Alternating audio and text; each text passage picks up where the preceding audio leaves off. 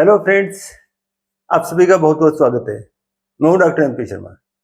आज समझेंगे अपन एक गंभीर अवस्था, डायबिटिक कीटोएसिडोसिस।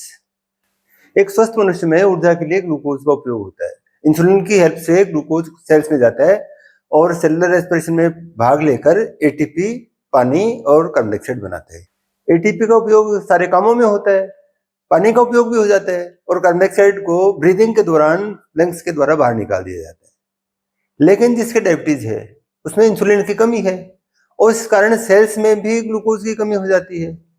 सेल्स जिंदा रहने के लिए किसी दूसरे विकल्प की तलाश करती हैं, उनको कुछ और चाहिए, और वो है फैटी एसिड्स। फैटी एसिड्स हैं फैट्स के विखंडन से बने हुए पदार्थ। इनका उपयोग होता है सेल्यूलर रेस्पिरेशन में एटीपी बनाने के लिए, और जब इनका उपयोग होता है तो साथ में कुछ खराब पदार्थ भी बनते हैं जो कीटोन बॉडीज कहलाती हैं, एसिटो एसिटिक एसिड और हाइड्रोक्सी ब्यूटारिक एसिड। एस्टोन भी बनता है। केवल कीटोन बॉडीज बने तो कीटोसिस कहलाता है, लेकिन ये अम्लीय पदार्थ भी हैं और इन अम्लीय पदार्थों के बनने के कारण, अम्लीय का मतलब एसिडिक, इन एसिडिक पदार्थों के बनने के कारण ब्लड एसिडिक हो जाता है। सेल्स में बनती है, ये सेल से बाहर निकलती हैं, ब्लड में आती हैं तो ब्लड एसिडिक हो गया है। ये कीटोएसिडोसिस, एसिडिक कीटोन बॉडीज के कारण ब्लड का एसिडिक होना कीटोएसिडोसिस शॉर्ट में DKA कहलाता है।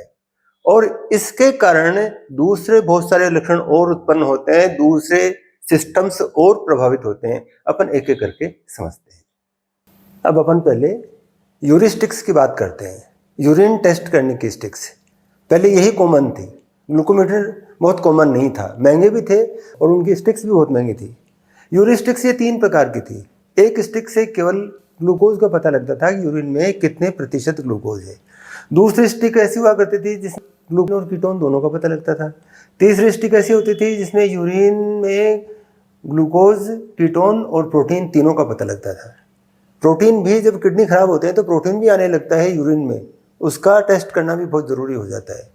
तो इसके द्वारा असेस किया जाता था कि डायबिटीज़ कितनी कंट्रोल में है और कितनी दवाई दें, कौन सी दवाई दें, ये तय किया जाता था यूरिन टेस्ट के द्वारा। क्योंकि ब्लड ग्लूकोज लेवल को टेस्ट करने की सुविधाएं हर जगह उपलब्ध नहीं थी और थोड़ी महंगी भी थी। लेकिन अब तो ग्लूकोमीटर सस्ते हैं, आसानी से उपलब्ध भी हैं, लेकिन फिर भी लापरवाही में सब लोग ग्लूकोमीटर नहीं रखते। अभी भी वो लैब पर ही निर्भर होते हैं टेस्ट करने के लिए, और लैब में जाना हर बार संभव नहीं होता, यानी कुल मिला के लापरवाही होती है। और ऐसी लापरवाही की स्थिति में ये कीटोन बॉडीज बनती हैं और ये कीटोन बॉडीज ब्लड की अम्लीयता को बढ़ा देती हैं।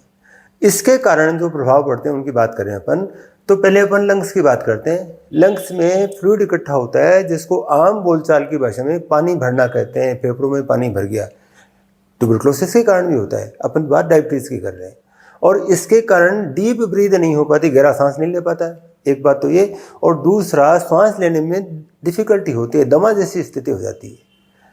ब्रेन की बात करें अपन, ब्रेन में भी फ्लूइड इकट्ठा हो गया तो ब्रेन के फंक्शन से प्रभावित होते हैं।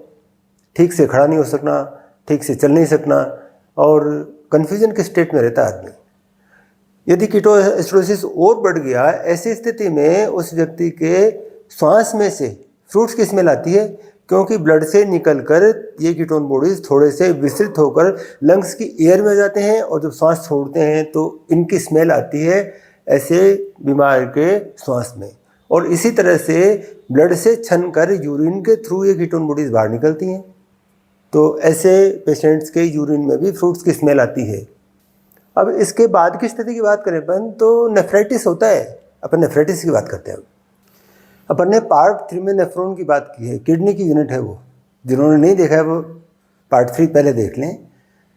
नेफ्रॉन का खराब होना, नेफ्राइटिस।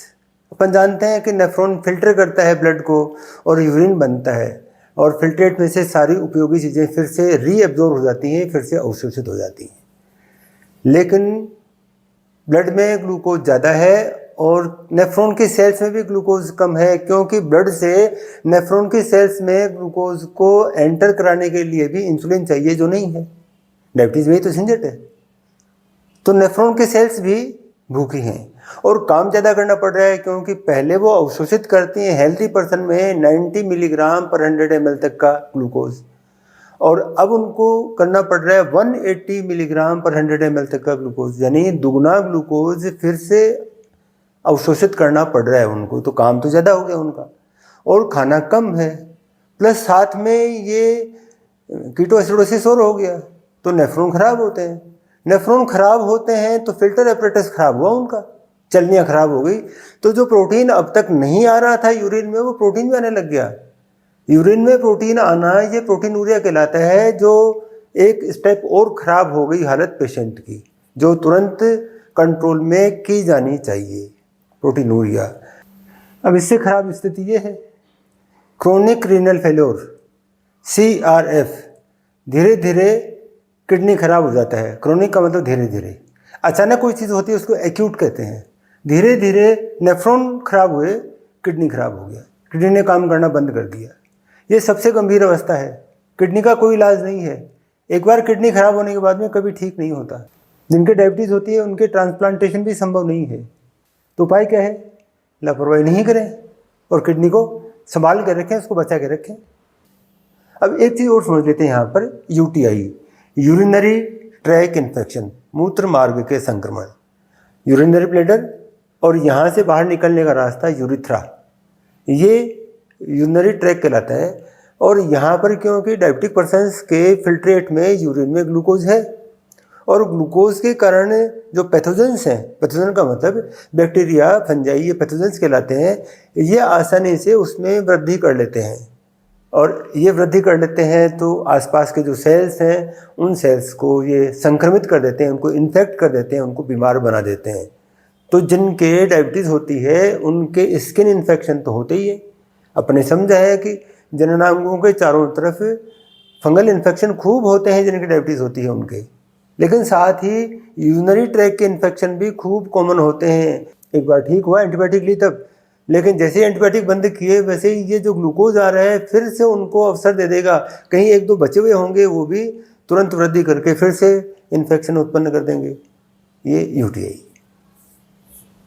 आज की वीडियो में बस इतना ही। अब चलते चलते एक बात, यदि वीडियो आपको अच्छा लगा हो तो इसको लाइक करें, शेयर करें और चैनल को सब्सक्राइब करें। तो चलिए मिलते हैं नेक्स्ट वीडियो में कुछ और लक्षणों के साथ में, तब तक बाय।